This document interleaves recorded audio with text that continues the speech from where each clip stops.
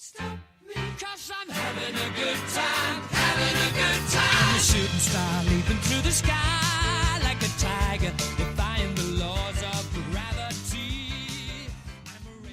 Hello everybody and welcome to part 2 of our series on the Spiteclaw Swarm expansion set for Warhammer Underworld Shadespire. Okay, so again, the purpose of this series is sort of an unboxing, sort of a brief top-level analysis. These are my initial reactions upon seeing these cards, the things that instantly come to mind. There's not been a lot of research. I haven't seen any of these cards apart from what has already been teased on Warhammer Community. So this is right off the bat, unvarnished opinions. Previously, we took a look at Spiteclaw's Swarm characters and also their unique objectives. And they weren't too impressive, I have to say. But that just might be a design con for the warband. As we look at the specific ploys and upgrades, this warband may really gel together. I don't know. Let's find out. But for this video, we're going to be looking at the upgrades that are specific to Spiteclaw's Swarm. Okay, so just looking at the stack, I'm seeing that very similar to what we saw in the Chosen Axes, all but one of these cards is restricted to a specific character or specific characters. So we'll start with the one universal one with a great name, Sneaky Stab Stab. You can push this fighter 1 hex before they take an attack action, though not when this fighter takes a charge action. Okay, so well, you're adding more mobility to a faction that is already extremely mobile. And the problem is you're pushing that fighter 1 hex before they attack. Given the way that the Skaven are kind of shaping up from what I've seen, I would prefer that this lets you move after you've attacked. But any veteran Shadespire player is going to know how often you get a bunch of characters in a tight little area, and those tiny movements before attacks can make a huge difference, especially if you're trying to snag objectives, block off avenues of attack, anything like that. So that's interesting. I wouldn't build a whole deck around it at this point. Okay, and again, everything else is going to be specific to a particular character. So we have Swarm of Rats, and this goes on Kirk, who again we discovered in our first video on this is kind of the bodyguard type character. So I'll throw him here just for reference. Let's see. Swarm of Rats gives you an attack, 1 hex, 3 daggers, which is pretty easy to hit with, and 1 damage. But this affects all adjacent enemy fighters. So this makes Kirk very dangerous, especially considering he's a very defensive character. My only concern, while Kirk is pretty resilient, he's still only got 3 health. So you may end up in a situation where by the time Kirk is surrounded enough to make this a real deterrent, he's probably already going to be dead. But I'm already seeing a lot of potential for using Kirk for his defined role as a bodyguard to deter attacks, especially when it comes to keeping Spiteclaw himself alive. So that's interesting. So moving on, we have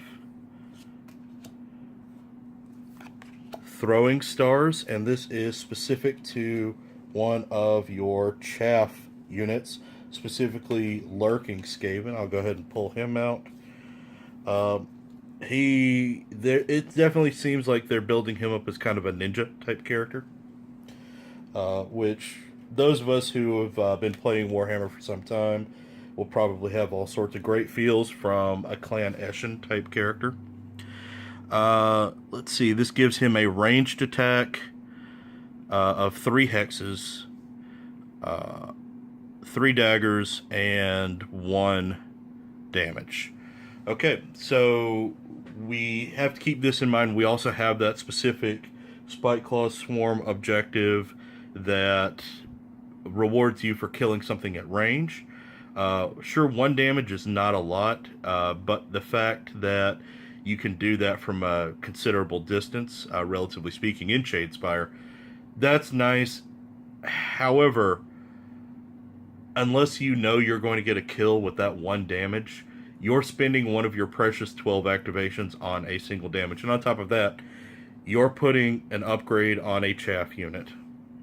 Granted, a remarkably resilient chaff unit, but he's still chaff. Interesting. I think that's going to need to have a certain build around it. Okay, Whirling Halberd, and this goes on the leader, Scritch. Now, what we've seen in the Sepulchral Guard is it's very possible to build a deck around making the leader Superman. Scritch has a very similar profile to the Sepulchral Warden, so it's reasonable to assume that there's going to be a very good build for having Scritch be Rambo, essentially. Okay, so you've got one hex, 2 daggers, which is not great, 2 damage, which is okay, but it affects everybody within reach. Okay, so this makes him very dangerous. We've seen just how dangerous a character that can hit everybody can be. For example, Bloodied Sake or Bone Cutter. But at the same time, I'm worried about having Scritch in a situation where he is adjacent to multiple enemies. Because there are lots of cards that we've seen so far that want to keep Scritch out of harm's way. He seems very similar to the Sepulchral Warden again, and he's very important to protect. And I feel like if you lose Scritch in a Skaven faction, you are probably up the creek. So honestly, this feels like kind of a trap. I'm not sure about that. I would need to see what other upgrades that Scritch has available to him. Okay. And moving on, we have Black Hunger, which goes on, appropriately, Hungering Skaven. Okay, so this fighter's attack actions with a range of 1 have +1 damage. Well, his normal attack has +1 damage, but his normal attack is also terrible. Flipping him over, it gets a little bit better. This will put him in the 2 damage range. Once he's inspired, and he's easy to inspire. But hold on. This lets him target all adjacent fighters, friend and foe. Roll for each. Fighters do not provide support for attack actions against friendly models in attack or defense. Okay, so the problem here is, yes, this can be powerful, but 1, you're spending an upgrade, possibly 2, on a chaff unit, and this requires him to be somewhat isolated and surrounded by the enemy, which, good luck if you can keep him alive in a situation like that. But imagine combining this with something like, say, Demonic Weapon. Actually, no, Demonic Weapon, because of the way it works, he would immediately kill himself when he did this. If you're able to, I'm sure that we're going to encounter other weapon types that would allow him to increase his base damage, and then this increases it on top of it. So this one, it's a risky play, but it seems like risk versus reward seems to be kind of the core mechanic of Spiteclaw's Swarm. Let's keep that in mind again. Okay. Bodyguard for a price. As we can tell from the title, this is very much a Kirk card, and it goes right in with his modus operandi. Okay, so if Scritch is adjacent to this fighter, Scritch is on guard, even if Scritch made a charge action in this phase. Okay, so let's pull Scritch back in. And you know what? Let's go ahead and assume that Scritch is inspired. Scritch has 2 dice for defense, which means that if he goes on guard, let me get back in focus here. He's essentially as hard to kill as a Stormcast. So I'm liking that, but it's going to require a lot of moving parts. You're going to have to be able to upgrade Kirk, and you're going to need to have Kirk adjacent to Scritch. But that being said, that's Kirk's whole deal. He's always supposed to be adjacent to Scritch, and the enemy's going to be coming to attack Scritch anyway. So this, I think, is a strong play.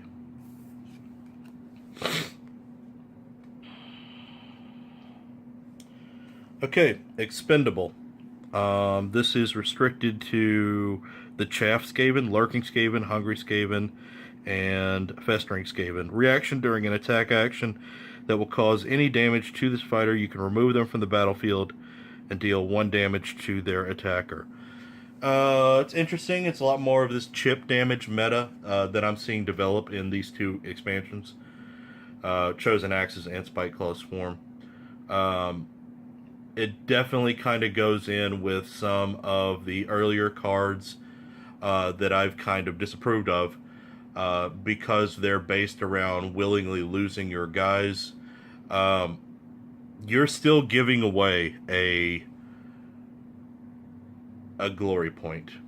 And in fact, you're spending a glory point so that you can give away a glory point to your enemy. Unless you are setting up some sort of great combo where you're really benefiting from giving up all those glory points and one of your guys on the table and having to spend an action probably to resurrect them, this is going to be tricky to use. But I can see that this is going to be one of those skill cap cards. You are not going to find a lot of use in this as a beginner player, but I think a really canny player that builds their whole strategy around this might be able to get a lot of use out of this. Interestingly, this could... Actually, no, it wouldn't work with Legacy, the card from the Chosen Axes set, because it's not technically universal. So that's interesting. Moving along... Festering Blades on a critical hit, and this only goes onto the Festering Skaven. Let's pull him back out.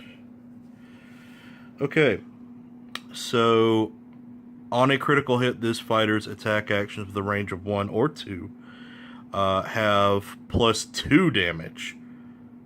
Okay, wow. So this takes him from 1 damage to 3 damage. That's a lot for Chaff. And normally to do this, you would have had to give him a demonic weapon, which would, kill him over time. But this lets him do that without the penalties. Downside, it doesn't make him any more accurate, and with 2 daggers, he's not super accurate. When he's inspired, he goes to 3 daggers. So essentially, if you can get this guy inspired, and he is really easy to inspire, he becomes a huge threat. He's going to be really fast. He's going to be really hard to kill. He's going to have very accurate attacks, dealing a lot of damage. This guy, this card moves him out of Chaff territory, especially because of Scritch's ability to resurrect him if you happen to lose him. And as we've seen with the Sepulchral Guard, you're keeping all of your upgrades.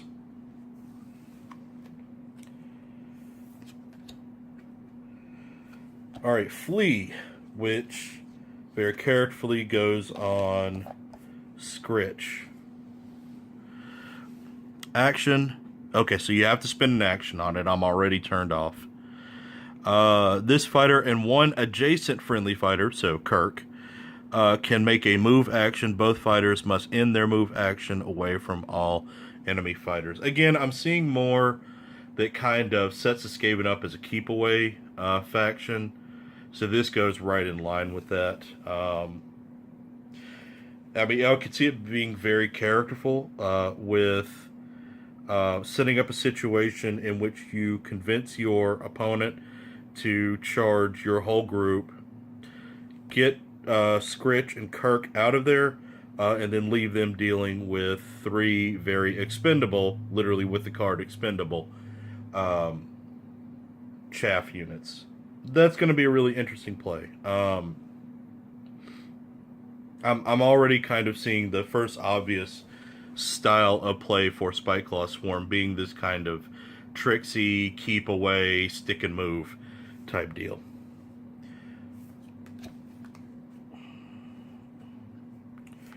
Alright, Skitter Scurry. Okay, reaction. This is limited to Scritch or Kirk, so you're 2 useful guys. Reaction: after any action that this fighter makes, you can push this fighter 1 hex. Okay, so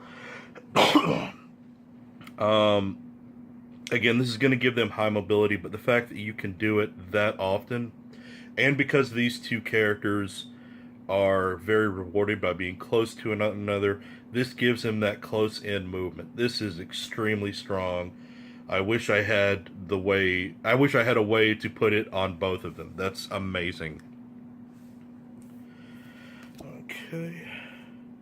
And that is the last of our specific Spiteclaw Swarm upgrades. So, from what I've seen so far, the objectives were a little bit underwhelming, but the Spiteclaw Swarm definitely seems to make up for their objectives with some very powerful specific upgrades. And those specific upgrades have the capacity to turn their chaff units into real threats. It's going to be interesting to see how their ploys work out and how these will interact with our existing universal cards. So I'm already very excited. We'll move on in the next video and talk about the specific ploys that Spiteclaw Swarm has. In the meantime, thanks for watching. Please like, share, and subscribe, and we'll see you in the next video.